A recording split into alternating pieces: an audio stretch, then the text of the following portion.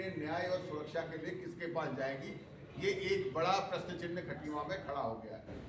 तो मैं आप लोगों के माध्यम से माननीय मुख्यमंत्री जी से निवेदन करता हूं कि इस घटना का तत्काल आपको संज्ञान लेना चाहिए। इस पर जो अपराधियों के खिलाफ कार्रवाई होनी चाहिए।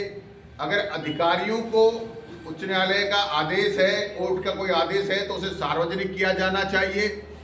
उच्च न्यायालय के आदेश के बाद जो प्रक्रिया होती है कब्जा दिलाने की, उसका पालन किया गया या नहीं किया गया, इसकी भी जो है कि चर्चा होनी चाहिए और जांच होनी चाहिए। और जब जो ट्रैक्टर जोत रहे हैं उनमें नंबर प्लेट नहीं है, तो आपके प्रशासनिक अधिकारी, पुलिस के अधिकारी या राजस्व के अधिकारी कैसे उन ट्रैक्टरों को अनुमति दे रहे हैं जिनमें नंबर प्लेट नहीं है। एक गरीब आदमी अपने घर के लिए मिट्टी ले जाता है तो आप कहते हैं कि कॉमर्शियल व्हीकल चाहिए। आपके पुलिस के अधिकारी चालान कर देते हैं, तहसील के अधिकारी चालान कर देते हैं। यहाँ खुलेआम बिना नंबर प्लेट के गुंडागर्दी हो रही है, जुताई हो रही है, खड़ी फसल की जुताई हो रही है और अधिकारियों के संरक्षण में हो रही है।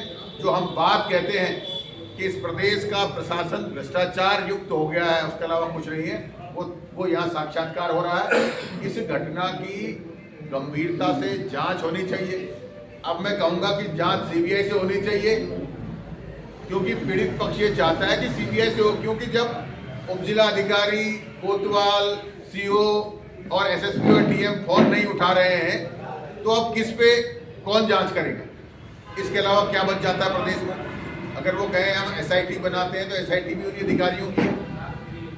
तो एक फार्म जिसने खटीमा के जनकैया इलाके को आबाद किया है, जिसमें हजारों लोगों को वर्षों से, मुझे लगता है पिछले 70 सालों से रोजगार मिला है।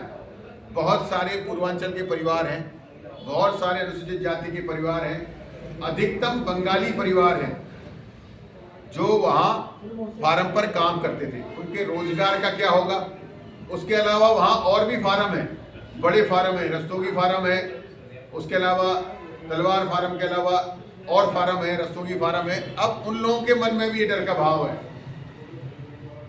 कि दिन दहाड़े अगर ऐसे गुंडागर्दी से जमीन छीनी जा रही है तो वो लोग सुरक्षित हैं या नहीं है, ये एक चिंता का विषय है। तो मैं माननीय मुख्यमंत्री जी से निवेदन करूंगा कि आप तत्काल इसमें जो है संज्ञान लीजिए और जो दोषी अधिकारी हैं, जो दोषी लोगों के खिलाफ कार्रवाई कीजिए और पीड़ित को न्याय दीजिए। झनकैया का बच्चा बच्चा और बुजुर्ग जानता है कि उस अशोक फार्म को, उस फार्म